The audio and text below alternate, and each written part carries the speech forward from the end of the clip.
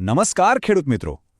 આજે આપણે ગુજરાત સરકારની એક એવી યોજના વિશે વાત કરવાના છીએ જે નાળિયેરની ખેતી કરતા ખેડૂતો માટે ખરેખર ખૂબ જ ફાયદાકારક છે. ચાલો આને એકદમ સરળ ભાષામાં સમજીએ. વિચારો કે એવો કયો પાક છે જે એકવાર મહેનત કરીને વાવી દીધો પછી તો બસ પેઢીઓ સુધી એક એટીએમની જેમ સતત આવક આપતો રહે. જી હા, આપણે નાળિયેરની જ વાત કરી રહ્યા છીએ. એક એવું રોકાણ જે લાંબા ગાળે સોના જેવું સાબિત થાય છે. પણ હા, ઘણા ખેડૂત મિત્રો વિચારે તો છે કે નાળિયેરની ખેતી કરવી છે, પણ પછી શરૂઆતમાં રોપા લાવવાનો અને એને મોટા કરવાનો જે ખર્ચો છે ને, એ જોઈને જ પગ પાછા પડી જાય છે. અને આ એકદમ સાચી વાત છે, ખર્ચ તો થાય જ છે. પણ હવે એની ચિંતા કરવાની બિલકુલ જરૂર નથી, કારણ કે આ આર્થિક બોજ હળવો કરવા માટે ગુજરાત સરકાર પોતે જ આપણી સાથે ભાગીદારી કરવા આવી છે. આ એક એવી તક છે જેને ચૂકવા જેવી નથી. તો આ યોજનાનું નામ છે ગુજરાત નાળિયેરી વિકાસ કાર્યક્રમ. આ બાગાયત વિભાગ ચલાવે છે. આનો સીધો સાદો હેતુ એ જ છે કે ખેડૂતોને નાળિયેરની ખેતી કરવા માટે પ્રોત્સાહન મળે, આર્થિક ટેકો મળે અને ગુજરાતમાં નાળિયેરનું ઉત્પાદન વધે. સારું, તો હવે આવીએ સૌથી મહત્વના અને કામના સવાલ પર. આ યોજનામાં સરકાર તરફથી ખરેખર કેટલા રૂપિયાની મદદ એટલે કે સબસિડી મળી શકે છે? ચાલો એના આંકડા પર સીધી નજર કરીએ. જો અહીં સરકાર મુખ્યત્વે 2 તબક્કામાં મદદ કરે છે. પહેલું, જ્યારે તમે નવું વાવેતર કરો ત્યારે, અને બીજું એ વાવેતર કર્યા પછી એની સાચવણી માટે. નવા વાવેતર માટે હેક્ટર દીઠ 37,500 રૂપિયા સુધી અને એની જાળવણી માટે બીજા 5,000 રૂપિયા સુધીની સહાય મળે છે. ચાલો આને વધુ સરળ રીતે સમજીએ. જો તમે નવું વાવેતર કરો છો તો 1 હેક્ટરનો અંદાજિત ખર્ચ 50,000 રૂપિયા ગણવામાં આવે છે.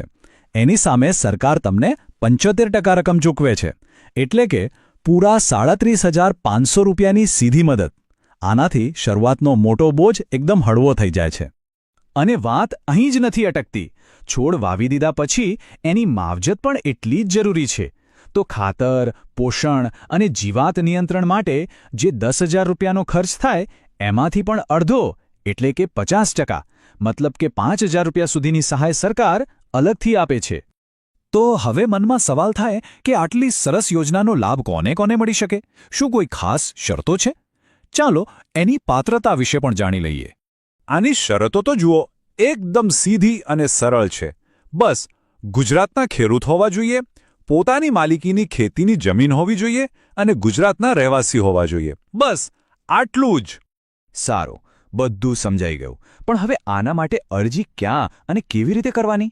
ચાલો એ પ્રક્રિયાને પણ સ્ટેપ બાય સ્ટેપ સમજી લઈએ. અરજી કરતા પહેલા થોડી તૈયારી કરી લેવાની. 3 મુખ્ય દસ્તાવેજ હાથવગા રાખવાના. એક તો જમીનના પુરાવા માટે 7, 12 અને 8ના ઉતારા. બીજું આપણું આધાર કાર્ડ. અને ત્રીજું સબસિડીના પૈસા સીધા ખાતામાં આવે એના માટે બેંક પાસબુકની કોપી અથવા કેન્સલ ચેક. અને સૌથી સારી વાત શું છે ખબર છે? આના માટે કોઈ સરકારી ઓફિસના ધક્કા ખાવાની જ જરૂર નથી.